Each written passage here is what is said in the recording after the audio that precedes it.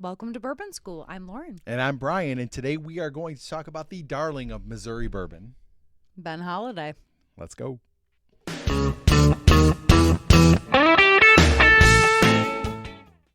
Okay, Brian, this is a hot to trot bourbon right now. So hot right now. So tell me a little bit about the background of Ben. So Ben Holladay is Missouri bourbon. Okay. Missouri? Missouri. Right. Exactly. Founded in they're in Western Missouri, founded in 1856. So there's a couple of really interesting things I found out about Ben Holladay, the distillery. Is he like Doc Holliday? Well, then you'll tell us a little bit about Ben Holladay, the man. So it is the oldest Missouri and oldest distillery west of the Mississippi River. Like, it's the oldest in both those distinctions. Okay. And it is what they call real Missouri bourbon. And what that means, this is crazy. Listen to all this. This is like vertical integration. Mashed, fermented, distilled, aged, and bottled in Missouri. Mm-hmm. In 2020, they went to exclusively Missouri corn. Wow. And the oak barrels are also made in Missouri. Vertical and horizontal. They're like crazy. All covered. So they're kind of one of their selling points is they are a true, like, real Missouri bourbon. Mm-hmm. So tell us about the namesake, Ben Holladay. Okay, so Sir Ben, born in Kentucky, but moved to Missouri. He was a transportation tycoon, so we're talking railroads. Yes, definitely. Stagecoach King. That was his nickname? Oh, my God. Ooh. The Stagecoach King. See, I thought that was like, I don't know, Cornelius Vanderbilt. No, he was railroads. Yeah, Stagecoach. Was he stagecoaches too? Stagecoach and... No, they're not connected at all? You're about to get a history nerd debate going on right here. Anyway, go ahead. Okay, so you're right. Stagecoaches and railroads are not the same thing. But he also owned steamships. Yes. And streetcars and railroads, and he had a share on the Pony Express. Yes. Correct. So, I mean, this guy was all over the place. Mm-hmm. Okay, so he also owned silver mines. Mm-hmm. I mean, this guy was just investing wherever you're going to make money, he was all over it. He's like Robert De Niro in the Meet the Fockers. He's everywhere. He's everywhere, Focker. Okay, so his largest single, what does that say? Okay, I'm sorry. That's amazing. Wow. Yeah. I mean, this guy had his little hands in every single pie you could get. Well, and here's the thing. Like, we teach this. Have you ever heard of Ben Holladay? No. Right. That's like crazy. That's why I said Vanderbilt. Right. It's crazy. Was he like a robber baron then? He must have been. And I didn't dig that deep into it, and I don't know that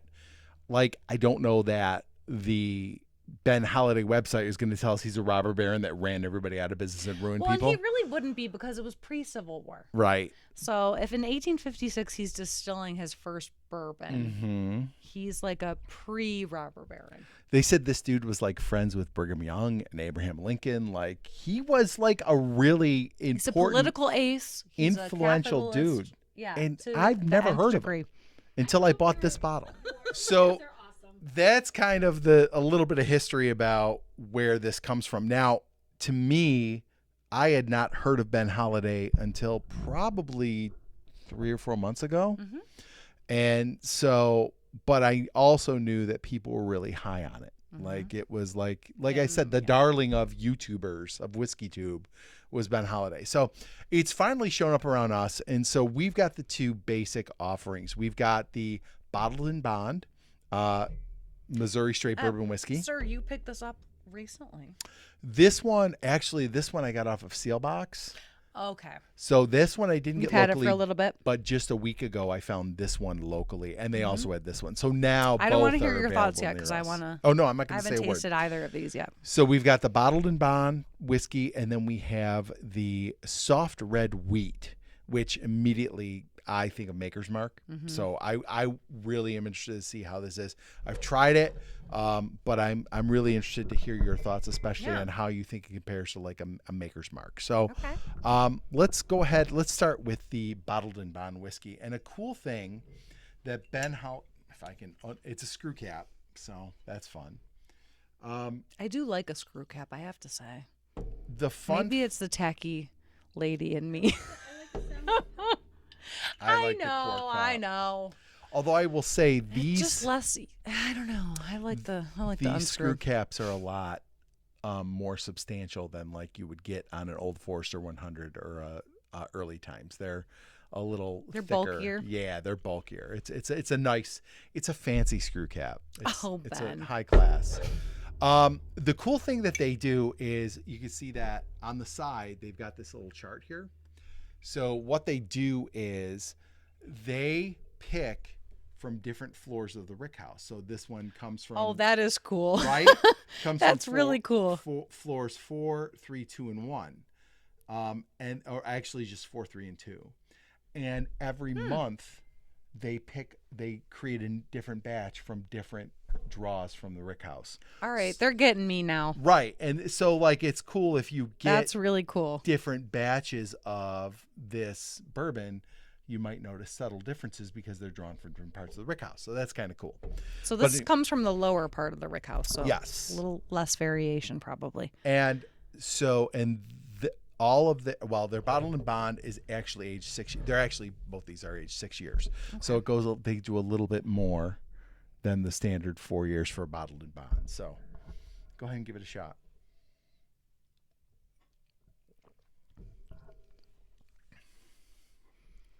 Very traditional bourbon. Yep. Goes down really smooth. Yep. All the traditional caramel sweetness aspects of bourbon. A little bit of like peppery, black pepper. Yeah. For me. I like it a lot. I'm not getting anything unique here. No. I guess. And I think like it's fine. My issue, I guess the question we really want to answer here, these are $60. So absolutely not. Is this significantly better than a bottled and bond you might spend $20 or $30 like Evan Williams bottled and bond, even like 40? Yeah.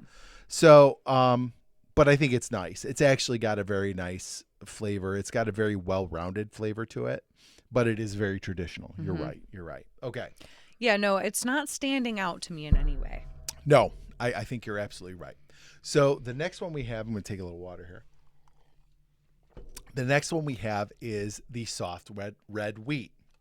This is also bottled and bond, and basically all they do, it's the exact same percentages in the mash bill. All they do is switch out the rye for wheat. Okay. So, and I did try this the other day. I thought it was really good. I do like the wheat flavor. You like a wheated bourbon for sure. You are a big fan of Maker's Mark. Yeah, I love the subtle sweetness and lightness that it adds. Yes. So let's see how I like it. See, I think the nose of this is way better.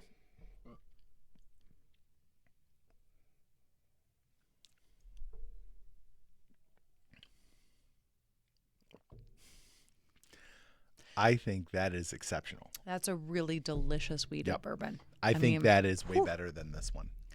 It is. I mean, it just plays to my tastes a little bit more too. And especially if you're comparing something like a very traditional bourbon that you can pretty much pick up for much lower than this market price. Yeah. This is something that's going to give you a different flavor. And more unique flavor. Yes, and I think it does distinguish itself from something like Maker's Mark, which is fine. Maker's Mark is a great bourbon. Yeah. There's something in this that and I can't really put my finger on the note, but I think that has a distinct flavor from Maker's Mark, which is also a red winter wheat bourbon. I think it's nice. It's really well balanced between that light burn. It's a light burn, but it's long lasting. It is. This is another one. Remember when we had the Black Fork wheated bourbon, and we said like that was the first one where it was like, oh, when people say wheated bourbon is softer on your palate, I get it. Like, I feel that it's in the same vein. Yep. Absolutely, yeah. Real light and easy on your palate. I think it's that's got a nice flavor profile. So as long as you don't if you were looking for something that is sweet and kind of adhering to the typical bourbon flavor profile, this is probably more up your alley. Yeah. But this is a little bit, it's got much subtler flavors, but you can have the typical bourbon flavors. But the wheat is really forward here. Yep. And it's gentle and long, like there's a nice long finish on it. I really like that one. I like the wheated one way better. So if you put both those in front of me at $60, I would be more apt to spend the 60 on the wheated rather than the original. Yes, me too. Well, as luck would have it, Dave Vogelsang Dave for the win again. sent us our hero, Dave. Holladay. I don't have the standard, the original, but I do have the soft red wheat Rickhouse proof. It's 120 proof, so it's 20 proof points above this. Okay. And we're going to give it a shot and just see what because I have heard great things about the Rickhouse proof. I've had a lot of discussions with other bourbon drinkers in Discord and things about this. And everybody is pretty much in agreement that the $60 asking price for these two is a lot. You'd feel a lot better at 40 maybe for these ones. But if we're going to taste something that's kind of this on steroids, I'm excited to try So now the question is, do you go up to $80 for the Rickhouse proof? So all right. And I'm ready to be. Oh, it smells fantastic. Oh my God. That smells I love amazing. I'm getting like a lovely like baked bread flavor. Just that little bit of sweetness. Yes. Like vanilla. Like vanilla and sweet. Oh my God. Oh, it smells great. Yeah. Well, let's see if it tastes good. I mean, it tastes pretty darn good. Oh, I'm in. Yeah. Yep. That takes this up. Yes. To where it needs to go. And Roman meal bread. I've said this several times about wheated bourbons. Roman meal bread. It has that out there you're going to interpret this as a negative. You might even interpret this as a negative, but I mean this is a 100% positive. Okay. It has that bagged wheat bread flavor to it. Like, I don't think that's a bad thing. Oh. But also it has enough sweetness to you're not getting any kind of bitterness from the wheat. You're getting all sweet wheat. Yup. It's really good. The proof adds a whole nother dimension to it. And I think that this is where you're at. I think we both can agree the the soft red wheat version is superior to the standard. I would not buy this for $60. I would not buy this for $60 again. It's standard. It's not bad. It's just a little overpriced. But think about I'm looking at it and thinking, okay, is this significantly? Is it $35 better than Evan Williams Bottled and Bond? No, probably not. No. Is it even? What else do we have that's Bottled and Bond? Oh, I mean, it doesn't. Bottled and Bond is tough because, I mean, they're all pretty good. Well, and I will also tell you this. So the Old Forester Whiskey Row Bottled and Bond, I think it's 1897, is about the same price. I'm buying Old Forester every day over this. This is unique. I think this is significantly better. And that's even better. Yeah. I would not mind. I guess I would go $80 on that. I'd feel better if it was 40 for these two and 60 or 65 for the I agree. I'm not getting it's not blowing my mind where I'm I'm going to go shell out $80 for this, but it's really good. I don't think you'd be disappointed spending the money on it. Yeah. I agree. You never want to take a bottle home and be like, ugh. Yeah. So I think that won't disappoint you for the $80. No, it won't disappoint you. I think if you feel like you've got to buy a Ben Holladay, find the Rickhouse proof. Yeah. And it is significantly better than this. For sure. All right. Well, that was fun. That was fun. We got to try a bunch of stuff from Ben Holladay. I love when we have a sequence like this. Yes. We're able to compare try the array. And it's also so much fun to have it increase in quality as you go on. That doesn't always happen. Yeah. It really does. I mean, agree. I think that's a unique experience of trying all of these. Yes. And they're all good, but they're, I would say, overpriced. Yes. Decently priced. I'd go for it. Yeah, I'd probably go with the $80 for sure. It's the more I think about it, the more I think this one. That's here pretty is darn worth good. It. Yeah. All right, guys. If you like this video, please like, subscribe, share, and hit the bell for notifications. So you never miss another episode of Bourbon School. And let us know what you think of Ben Holladay. I mean, like we said, it's been the darling of Whiskey Tube in the last few months. So if you've tried them all, let us know what your favorite is.